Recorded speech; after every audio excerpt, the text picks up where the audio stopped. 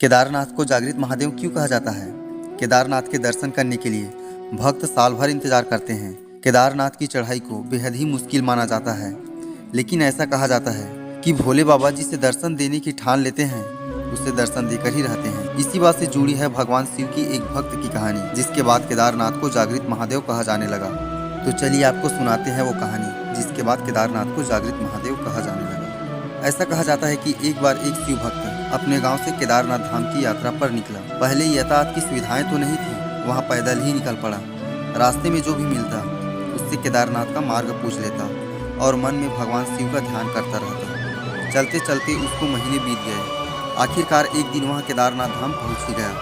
केदारनाथ में मंदिर के द्वार 6 महीने खुलते हैं और 6 महीने बंद रहते हैं। वह उस वक्त पहुँचा जब मंदिर के द्वार बंद हो रहे। मंदिर के पंडित को उसने बताया कि वह बहुत दूर से महीनों की यात्रा करके आया है। पंडित से प्रार्थना की कि कृपा करके दरवाजे खोलकर प्रभु के दर्शन करवा दीजिए, लेकिन वहाँ का तो नियम है, एक बार द्वार बंद तो बंद। इसके बाद वह बहुत रोया, बार बार भगवान शिव को याद किया कि प्रभु बस एक बार दर्शन करा दो। वह सभी से प्रार्थना कर रहा था, लेकिन उसकी किसी ने नहीं सुनी। मंदिर के पंडित बोले, आप यहाँ 6 महीने बाद आना, क्योंकि 6 महीने बाद यहाँ दरवाजे खुलेंगे। यहाँ 6 महीने बर्फ और ठंड पड़ती है और सभी जन यहाँ से चले जाएंगे। वह वहीं रोता रहा। रोते रोते रात होने लगी, चारों तरफ अंधेरा हो गया, लेकिन उसे विश्वास था अपने शिव पर कि वो जरूर कृपा करेंगे और उसे दर्शन देंगे। उसे बहुत भूख और प्यास भी लग रही थी। उसने किसी की आने की आहट सुनी। देखा एक सन्यासी बाबा उसकी ओर आ रहा है। वह सन्यासी बाबा उसके पास आया और पास में आकर बैठ गया। सन्यासी बाबा ने उनसे पूछा, बेटा कहाँ से आए हो? उसने सारा हाल सुना दिया और बोला, मेरा आना यहाँ पर व्यर्थ हो गया। बाबा जी ने उसे समझाया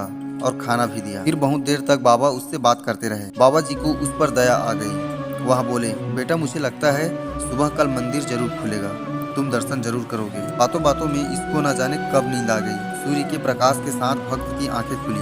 उसने इधर उधर बाबा को देखा, किंतु वहाँ कहीं नहीं दिखे। इससे पहले कि वह कुछ समझ पाते, उसने देखा कि पंडित आ रहे हैं अपनी पूरी मंडली के साथ। उसने पंडित को प्रणाम किया और बोला, कल आपने तो कहा था कि मंदिर 6 महीने बाद खुलेगा, इस बीच कोई नहीं आएगा, लेकिन आप तो सुबह ही आ गए। पंडित जी ने उसे गौर से देखा और पहचानने की कोशिश की और पूछा, तुम वही हो जो मंदिर का द्वार बंद होने पर आए थे, जो मुझे मिले थे? 6 महीने होते ही वापस आ गए। उस आदमी ने आश्चर्य से कहा, नहीं, मैं कहीं नहीं गया। कल ही तो आप मिले थे। रात में मैं यहीं सो गया था, मैं कहीं नहीं गया।